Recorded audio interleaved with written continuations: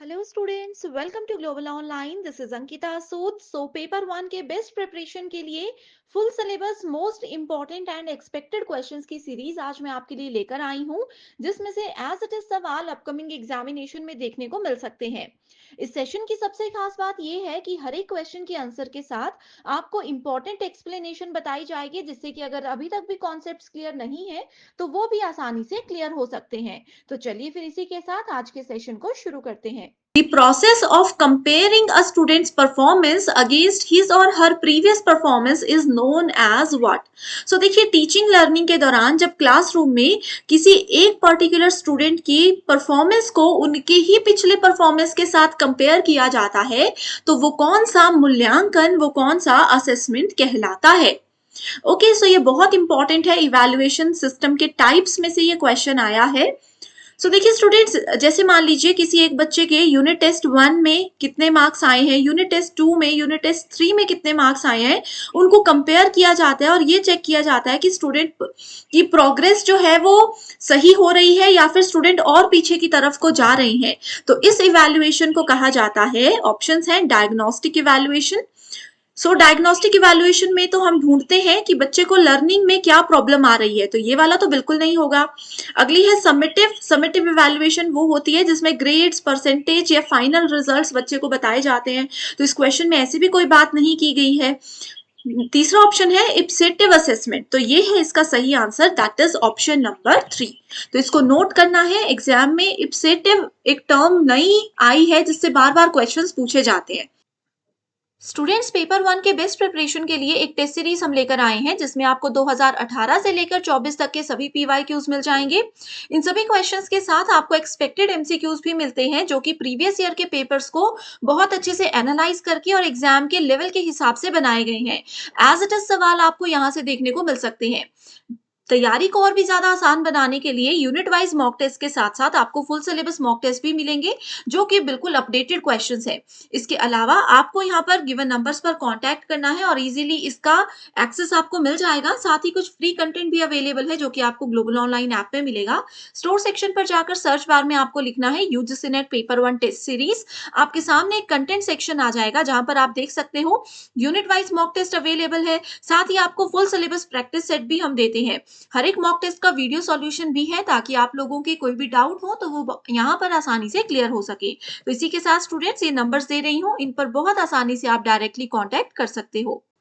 Next question है, स्वयं Prabha is an education learning platform initiated by DTH channels. देखिए, स्वयं प्रभा हमें पता है कि डीटीएच चैनल सर्विसेज के थ्रू एजुकेशनल प्रोग्राम्स टीवी के जरिए बच्चों तक पहुंचाते हैं, एंड इसमें टोटल 40 डीटीएच चैनल्स होते हैं, right.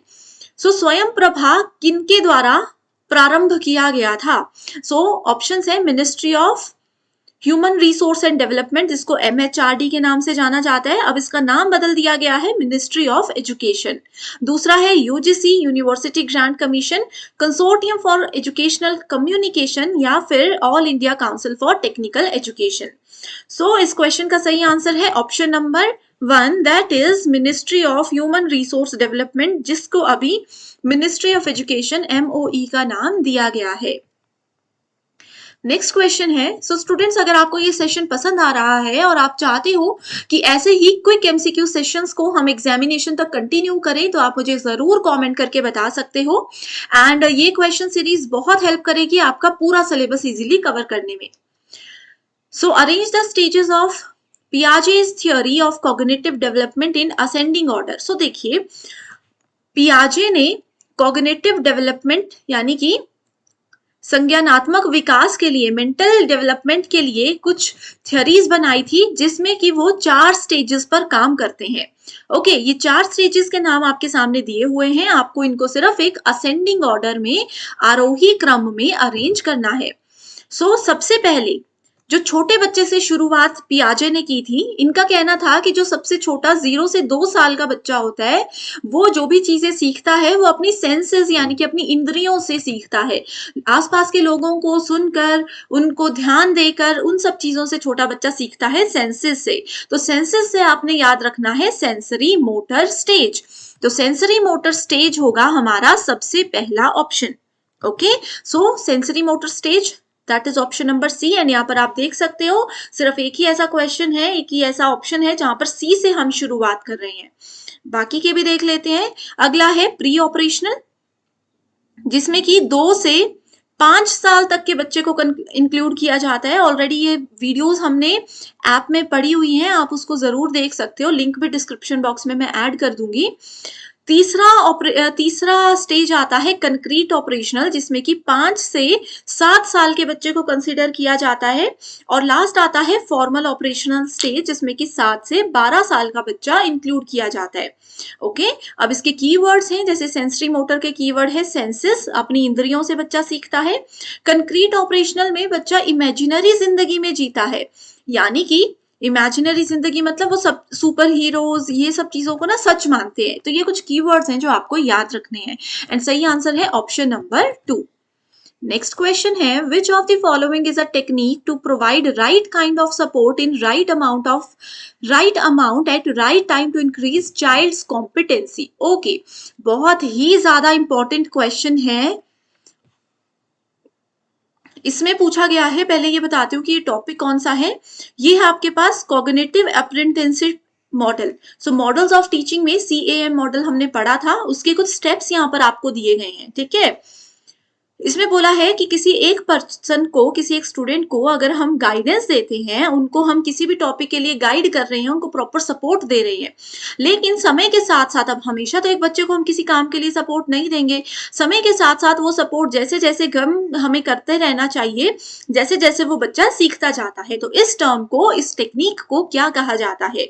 Options are scaffolding, assistance, accommodation या फिर स्कीमास। सो इस क्वेश्चन का सही आंसर क्या होगा? Option number 1, that is scaffolding. So cognitive apprenticeship model में हमारे पास 6 स्टेप्स होते हैं, जिसमें से 3rd स्टेप होता है हमारा स्कैफोल्डिंग। अब यहाँ पर एक होमवर्क क्वेश्चन मैं आपको दे रही हूँ, मुझे बताइए कि मुझे कॉग्निटिव अप्रेंटिसशिप मॉडल के स्टेप्स आप लोग कमेंट करके बताइए। अगर आपको ये नहीं आते हैं, ठीक है, नहीं पता कि स्टेप्स क्या हैं, तो भी आप मुझे कमेंट कीजिए, मैं उसके जो वीडियो है उसका लिंक आपके साथ फिर शेयर कर। नेक्स्ट क्वेश्चन है, which of the following are the strategies of cognitive apprenticeship to develop higher order skills among learners. So यही वो मॉडल है जिसकी हम बात कर रहे थे। ओके, संज्ञानात्मक प्रशिक्षुता की रणनीति इसको कहा जाता है। ये मॉडल हमें बताता है कि जब भी आप किसी ऑर्गेनाइजेशन में जाते हो तो वहां पर डायरेक्ट आपको काम नहीं दे दिया जाता, पहले वो ऑर्गेनाइजेशन आपको सिखाती है कि कैसे उनके सॉफ्टवेयर्स, कैसे उनके प्रोडक्ट्स को आपको यूज करना है। सो इसमें कुछ स्ट्रेटेजीज हैं हायर ऑर्डर स्किल डेवलपमेंट के लिए जो यूज की जाती है। ऑप्शंस है mentoring, collaboration, socializing. Second option भी आप देख सकते हो, इसमें बोला गया है, सेकेंड ऑप्शन में बोला गया है मॉडलिंग, कोचिंग एंड स्कैफोल्डिंग। तो ये वाला तो एक बिल्कुल सही ऑप्शन आप लोगों के सामने है। ठीक है, मॉडलिंग यानी कि पहले जो आपका ट्रेनर है वो आपको काम करके दिखाएंगे, आपने सिर्फ उनको देखना है। उसके बाद कोचिंग आता है, उसके बाद इसमें बोला जाता है कि जो अभी तक आपने देखा उसको एक बार खुद ट्राई करने की कोशिश कीजिए। और स्कैफोल्डिंग होता है कि धीरे धीरे जैसे जैसे हमें लगेगा कि 1 दिन बाद 2 दिन बाद आप काम सीख रहे हो, हम अपनी गाइडेंस जो है, हम आपके साथ अपना नॉलेज रहेंगे, हम अपना जो सपोर्ट है वो धीरे धीरे कम करते रहेंगे। ये होता है स्कैफोल्डिंग में। सो ऑप्शन बी तो सही है। एंड दूसरा ऑप्शन आ जाएगा आपके पास ऑप्शन नंबर डी। ठीक है, that is articulation, reflection and exploration. So last question में जो 6 स्टेप्स मैंने बोले थे, ये वही 6 हैं। 1, 2, 3, शुरू के 3 ये है, फिर 4th, 5th एंड 6th ये है। आर्टिकुलेशन आपको बोलता है कि जो भी आप कर रहे हो उसको बोल बोल के करो, ताकि सामने जिन्होंने आपको ट्रेनिंग दी है वो उस चीज को सुने। रिफ्लेक्शन होता है कि जो काम आपने किया उसका सेल्फ इवैल्यूएशन आपको करना है। एंड एक्सप्लोरेशन होता है कि जो भी चीजें आपने सीखी, अब उनसे थोड़ा आगे बढ़कर आप खुद कुछ नई चीज डेवलप करने की कोशिश कीजिए। क्लियर है? मैं उम्मीद करती हूँ स्टूडेंट्स आपके सारे कॉन्सेप्ट्स क्लियर हो रहे हैं।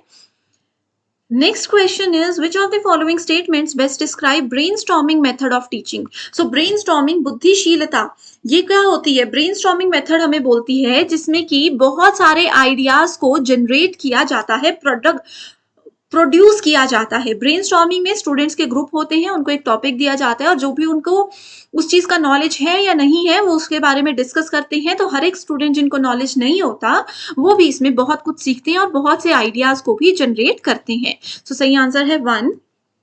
Which of the following are the main characteristic of learner centred approach? So learner centred approach यानी कि जिसमें कि स्टूडेंट्स के अकॉर्डिंग पढ़ाया जाता है। ओके, स्टूडेंट्स जैसा पढ़ना चाहते हैं इजी वे में उनको पढ़ाया जाता है। सो ये क्या होता है? रिजिड करिकुलम, टफ करिकुलम नहीं होता है।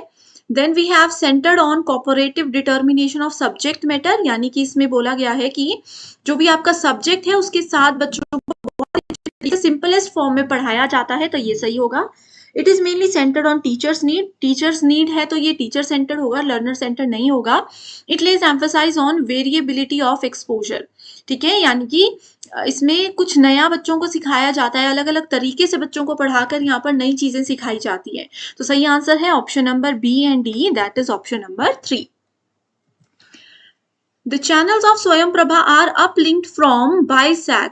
So BISAG कहाँ पर है ये पूछा गया है, ठीक है। जितने भी चैनल्स है स्वयंप्रभा में वो BISAG ने ही हैंडल किए हुए हैं, यही इसके लिए रिस्पॉन्सिबल है और इनका ऑफिस है गांधीनगर, गुजरात में।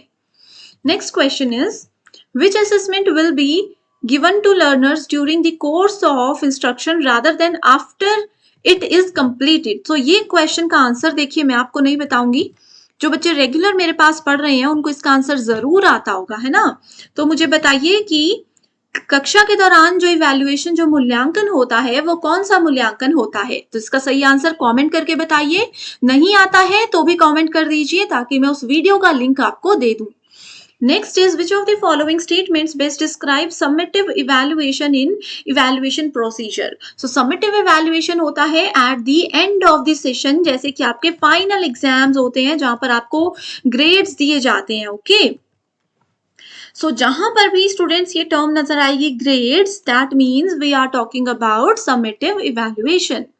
Next question is learner centred approach is centred on teachers need. ये सेम क्वेश्चन देखो मैंने क्यों ऐड किया है, क्योंकि मैं आपको बताना चाहती थी कि PYQs में वही चीजें, वही स्टेटमेंट्स अलग अलग तरीके से पूछी जाती है।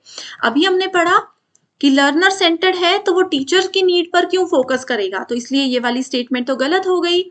Learner centred approach is centred on cooperative determination of subject matter. Okay, तो ये बिल्कुल सही है, सेम क्वेश्चन आया है, इसलिए सही आंसर है option number 4। A learner combines his or her previous schemas और modifies them as per new experiences। बहुत ही ज्यादा इंपॉर्टेंट क्वेश्चन है। सो जो हमने अभी कॉग्निटिव अप्रेंटिसशिप मॉडल पढ़ा था उसी में से ये टर्म उठाई गई है। तो देखिए इसमें बोला है कि एक पर्सन के पास अगर कोई पुराना नॉलेज है, मान लीजिए एक छोटे बच्चे को पता है कि जिसके पास 4 लेग्स होती हैं, 1 टेल होती है, वो क्या होता है, वो डॉग होता है। दूसरी बार बच्चे ने आकर, बच्चे के सामने कैट आ गई, बच्चे ने उसको भी डॉग बोल दिया, लेकिन फिर हमने उस बच्चे को बताया कि डिफरेंस क्या होता है कैट और डॉग में, ठीक है, वो कैसे उनकी आवाज होती है, क्या डिफरेंस होते हैं, ये हमने बच्चे को बताया।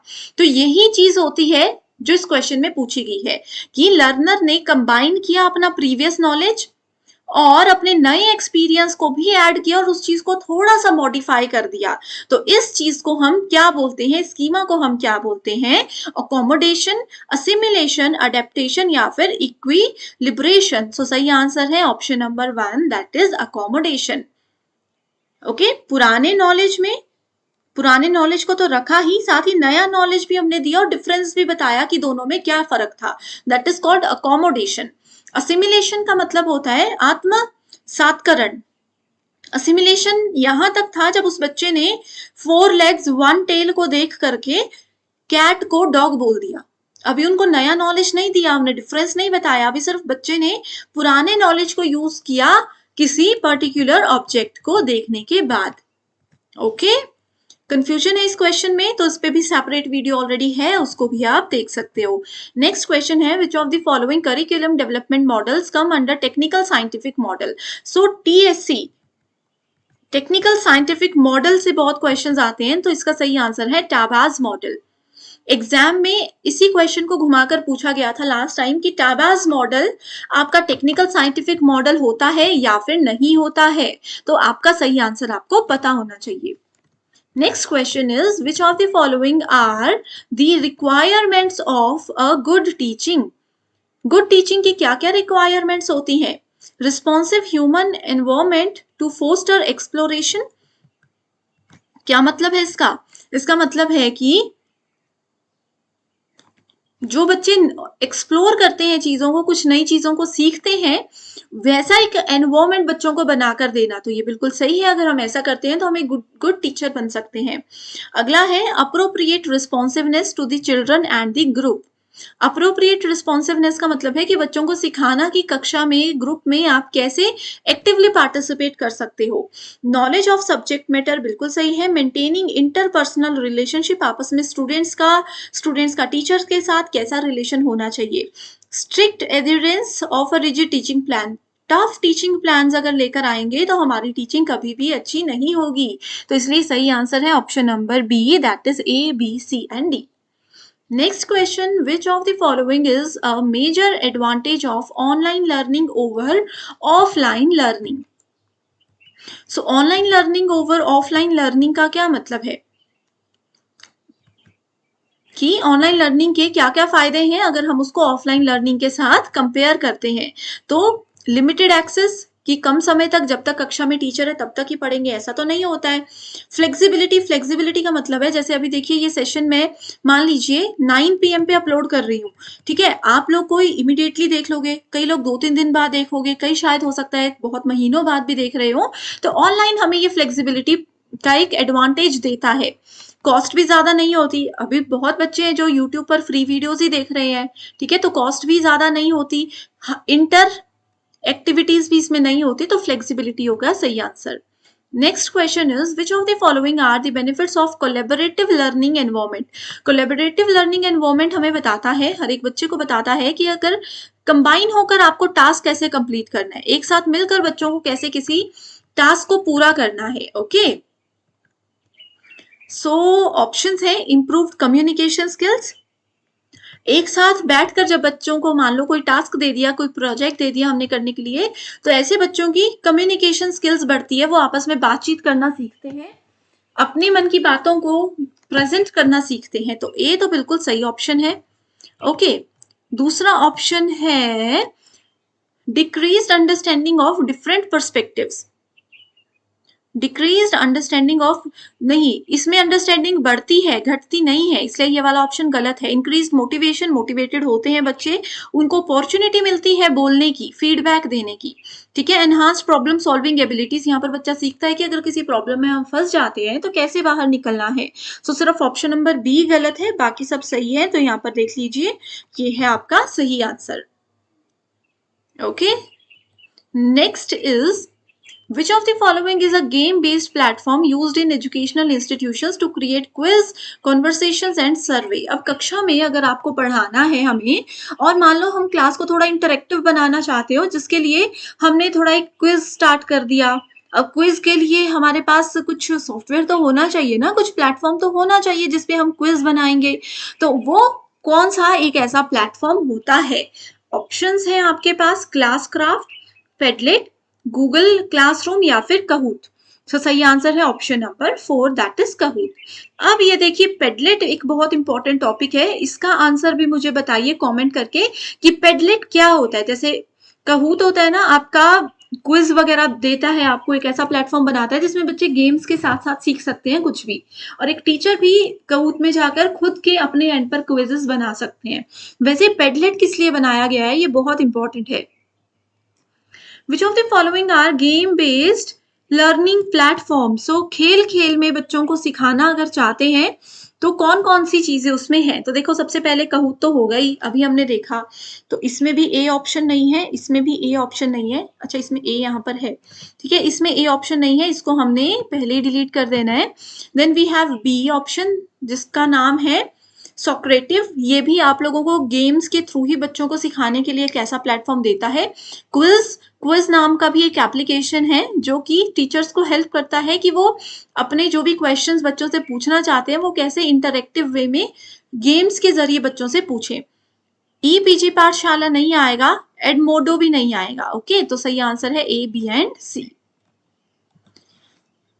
ये देखिए पेडलेट का क्वेश्चन मैंने पूछा था अभी, ये PYQ है आपके सामने। Padlet is a game-based platform used in educational institutions to create quiz, conversations and surveys. तो ये तो Padlet की डेफिनेशन नहीं है ना? नहीं है ना? ये किसकी है? Kahoot की डेफिनेशन है, अभी हमने पढ़ा।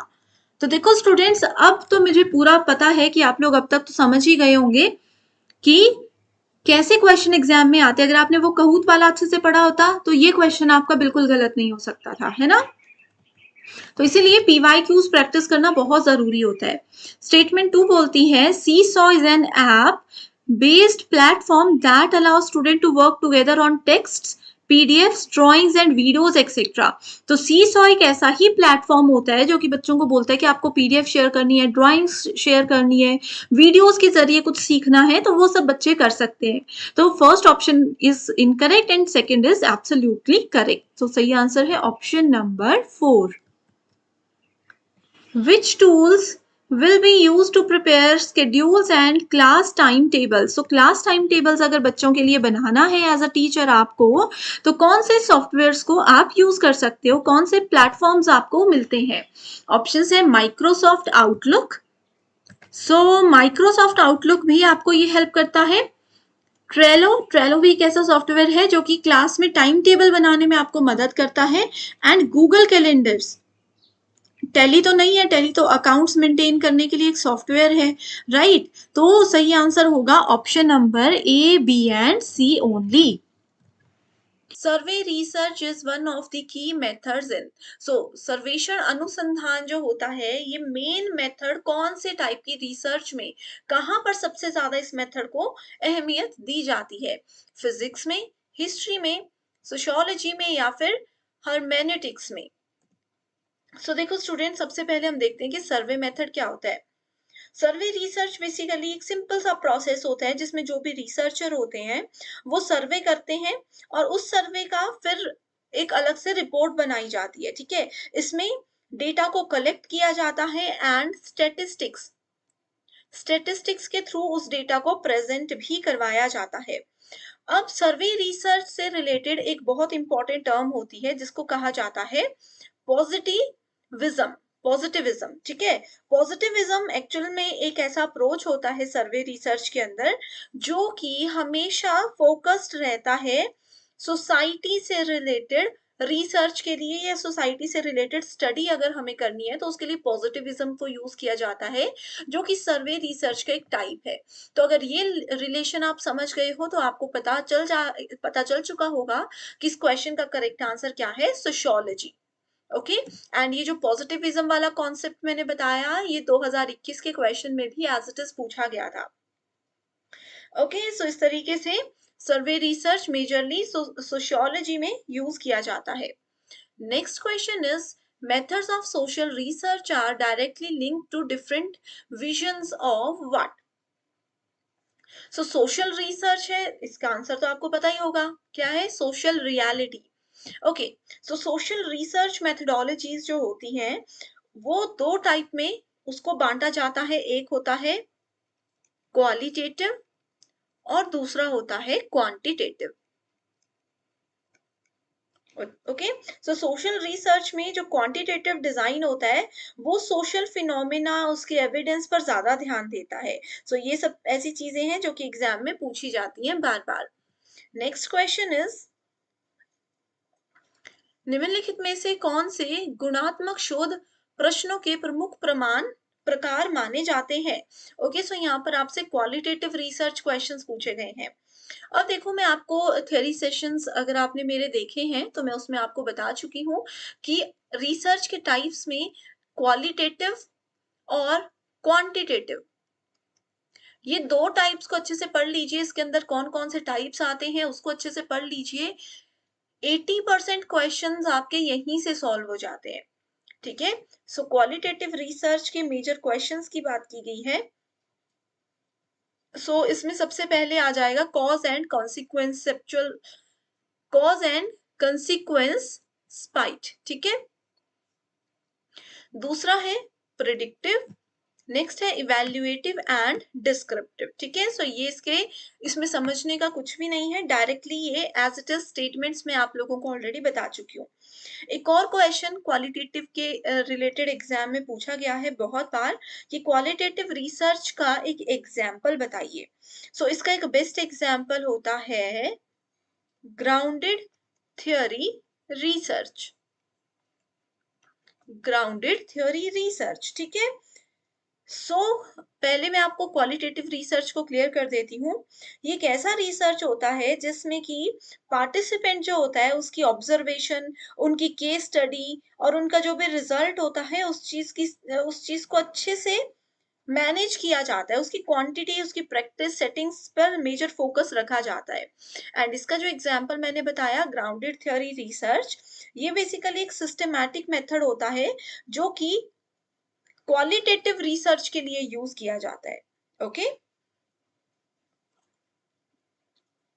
Next question is time and cost are not relevant in determining the sample size. इसमें कहा है कि जब भी हम रिसर्च के दौरान उसका सैंपल साइज देख रहे होते हैं तो उसमें टाइम और कॉस्ट की जरूरत ज्यादा नहीं पड़ती। स्टेटमेंट 2 बोलती है, तो ये वाली स्टेटमेंट तो बिल्कुल गलत है। ठीक है, स्टेटमेंट 2 बोलती है unit non response and item non response do not matter in deciding the sampling error.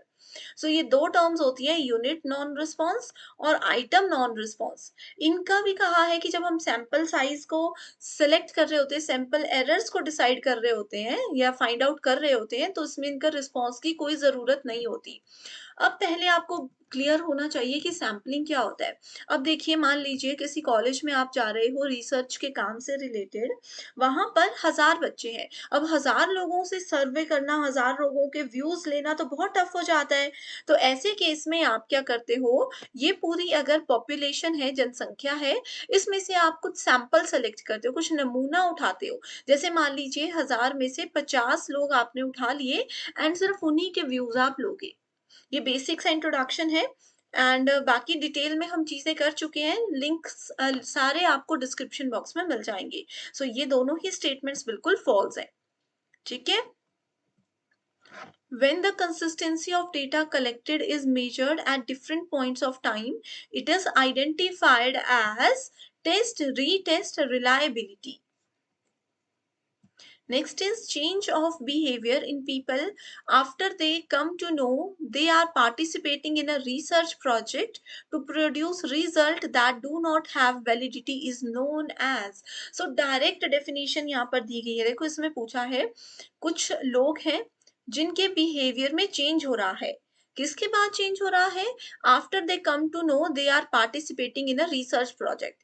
जब उन लोगों को पता चलता है कि वो किसी रिसर्च प्रोजेक्ट में पार्टिसिपेट कर रहे हैं, भागीदार हो रहे हैं, तो उसके बाद उनके बिहेवियर में चेंज हो जाता है। For to produce result that do not have validity, एक ऐसे रिजल्ट को प्रोड्यूस करने के लिए जिसकी वैधता ही नहीं है, तो उसको क्या कहा जाता है? उसको हॉथरॉन इफेक्ट कहा जाता है। मतलब एक पर्सन से अगर आप पूछ रहे हो उनके व्यूज, तो उनको पता है कि एक research sample, as a research sample उनको सेलेक्ट किया गया है, और ऐसे में वो पर्सन जो नहीं है वो प्रिटेंड करने की कोशिश करते हैं। तो इसमें क्या होगा, आप तो अपना काम कर रहे हो लेकिन आपके रिसर्च का रिजल्ट गलत भी आ सकता है। ओके, देखो, इसको नागफनी प्रभाव कहा गया है। नागफनी से आई होप आप लोगों को बहुत इजीली कॉन्सेप्ट समझ आ चुका होगा। ठीक है, some of the threats to internal validity in research are, so अनुसंधान में आंतरिक वैधता के कुछ खतरे होते हैं। जिन खतरों में आता है सबसे पहले एट्रिशन, हिस्ट्री और मैच्योरेशन। ठीक है, क्या संघर्ष है, किसी पर्सन ने रिसर्च में क्या क्या काम किए हैं, क्या क्या संघर्ष किया है, उनका इतिहास क्या है और कितने वो मेच्योर है। तो ये किसी भी रिसर्च की इंटरनल वैलिडिटी के थ्रेट्स कहलाते हैं। एग्जाम्पल में क्वासी एक्सपेरिमेंटल डिजाइन बहुत बार आता है। अब ये मैंने आप लोगों को एक होमवर्क क्वेश्चन दे दिया कि बताइए मुझे कमेंट करके क्वासी एक्सपेरिमेंटल डिजाइन क्या होता है। अगर पता है तो बहुत अच्छी बात है, नहीं पता तो भी आप क्या कर सकते हो, मुझे कमेंट करके बता सकते हो। सो आई होप स्टूडेंट्स ये सेशन आपको जरूर पसंद आया है. So thank you so much everyone and I wish you all the very best.